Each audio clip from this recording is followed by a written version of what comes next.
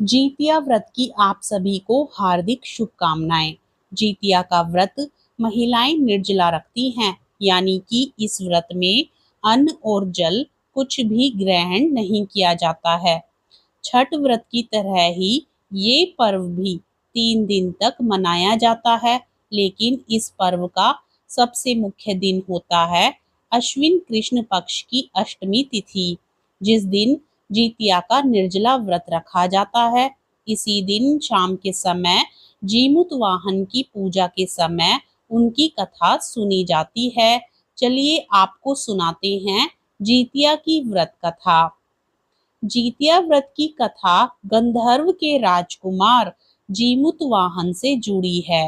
वृद्धावस्था में जीमूतवाहन के पिताजी अपना सारा राजपाट सौंपकर वानप्रस्थ आश्रम चले जाते हैं, लेकिन जीमूत की राजा बनने में कोई दिलचस्पी नहीं थी। ऐसे में वह अपने साम्राज्य को अपने भाइयों को देकर अपने पिता की सेवा करने के लिए जंगल चले जाते हैं। जंगल में मल्यवती नाम की एक राजकन्या से उनका विवाह हो जाता है। एक दिन जंगल में जीमूत वाहन को एक बूढ़ी महिला रोती नजर आती है। जीमूत वाहन उस महिला से उसके रोने का कारण पूछते हैं। तब वो महिला बताती है कि मैं नाग वंश की स्त्री हूँ और मेरा एक ही बेटा है, जिसके बिना अपने जीवन की कल्पना भी नहीं कर सकती हूँ।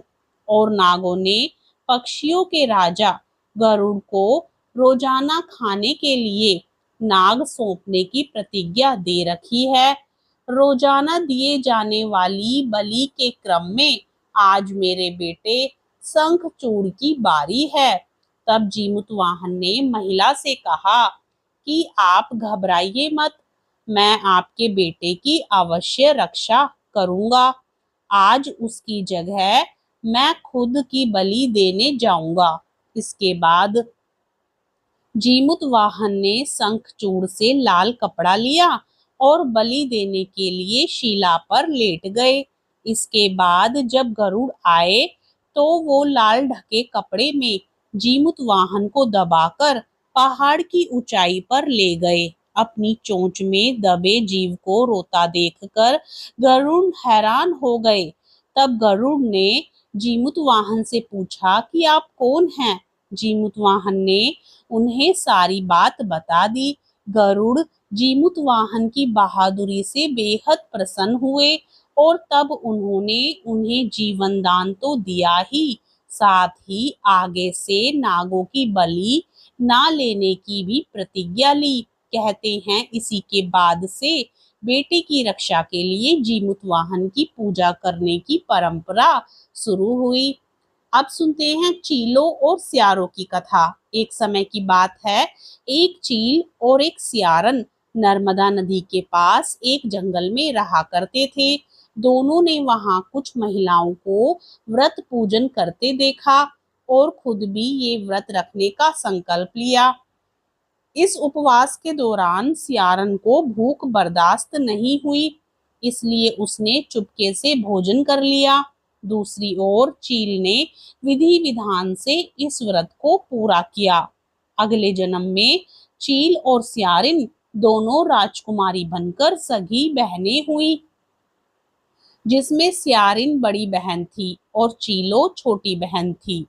दोनों बहनों की शादी हो गई, लेकिन सियारिन रानी के जो भी बच्चे होते वे मर जाते, जबकि चीलों के बच्चे स्वस्थ होते।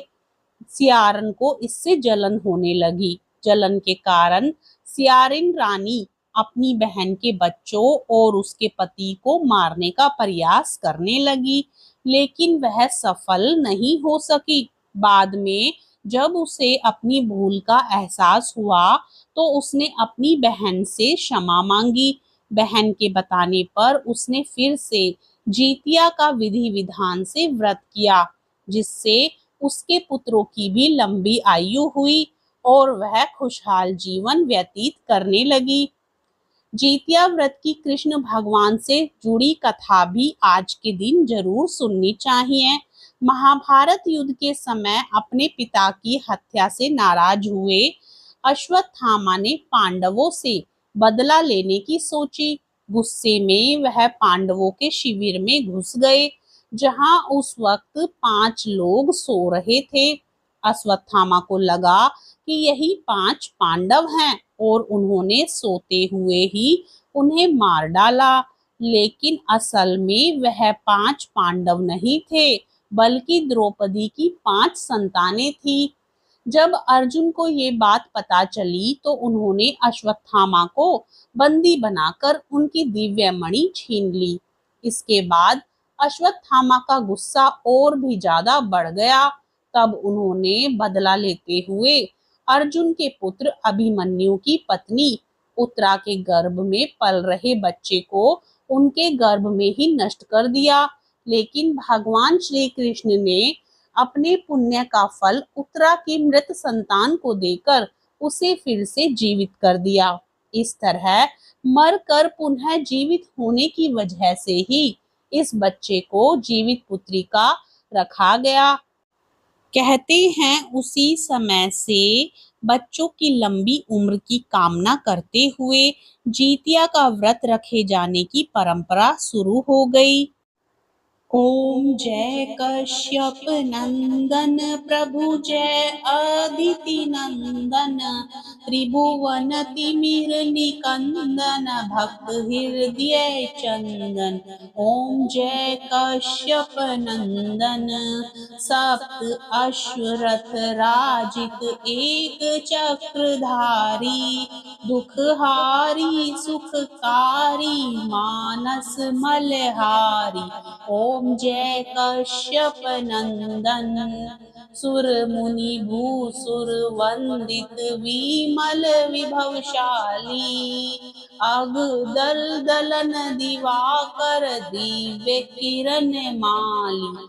ओम जय कश्यप नंदन सकल सुकर्म प्रसविता सविता शुभकारी विश्व विलोचन मोचन भव बंधन हारी।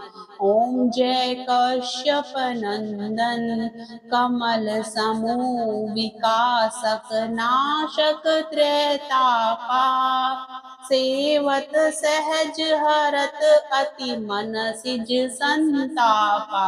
ओम जय कश्यप नंदन नेत्र व्याधि हर सुरवर भूपीड़ा हारी वृष्टि विमोचन संतत परहित व्रत धारी। ओम जय कश्यप नंदन सूर्य देव करुणा कर अब करुणा कीजे हर अज्ञान मोह सब तत्व ज्ञान दीजे। ओम जय कश्यप नंदन ओम जय कश्यप नंदन प्रभु जय अदिति नंदन। आप सभी को जीतिया व्रत की हार्दिक शुभकामनाएं। कथा पसंद आए तो लाइक करें, चैनल पर यदि नए हो तो चैनल को सब्सक्राइब करें।